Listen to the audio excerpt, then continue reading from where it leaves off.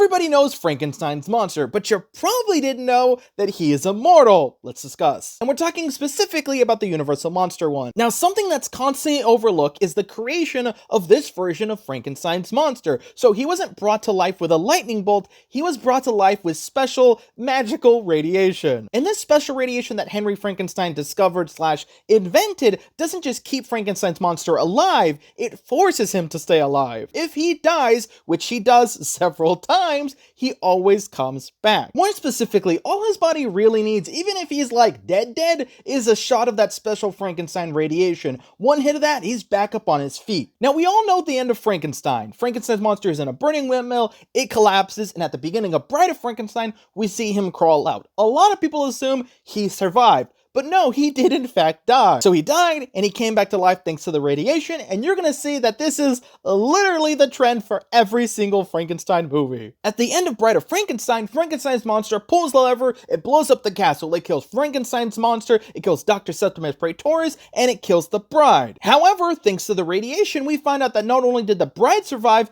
but as we see in the Son of Frankenstein, Frankenstein's monster also survived. At the end of Son of Frankenstein, Frankenstein's monster is dropped into a giant vat of boiling sulfur. But once again, he survives. In the Ghost of Frankenstein, we see that they're able to pull his body out of the hardened sulfur, and he does come back to life. And at the end of Ghost of Frankenstein, he once again is caught in a giant explosion and dies. But then, in Frankenstein Meets the Wolfman, we once again find that he survived. At least, he's in this comatose state, and he can be brought back to life. And just like with every movie before, Frankenstein is swept away in a mudslide, dies, and he's buried at the bottom of a swamp. At the end of House of Frankenstein, he sinks to the bottom of a swamp, didn't know that was even a thing, and he's pulled out and brought back to life once again, because your boy Frankie can't die. At the end of House of Frankenstein, Frankenstein ends up walking into a giant pool of quicksand and sinking into it. And if you're like, that's not gonna kill our boy, no it's not. Because in House of Dracula, they pull Frankenstein's monster out of the quicksand and bring him back to life again. However, in House of Dracula, we do get the canonical death of Frankenstein's monster.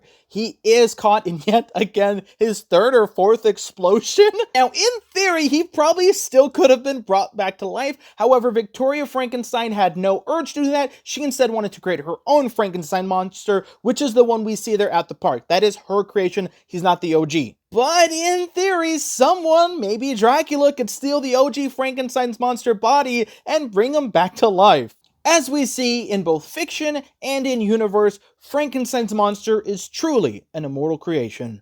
Hope you enjoyed the video, everyone. Be sure to like, follow, and share, and have a magical day.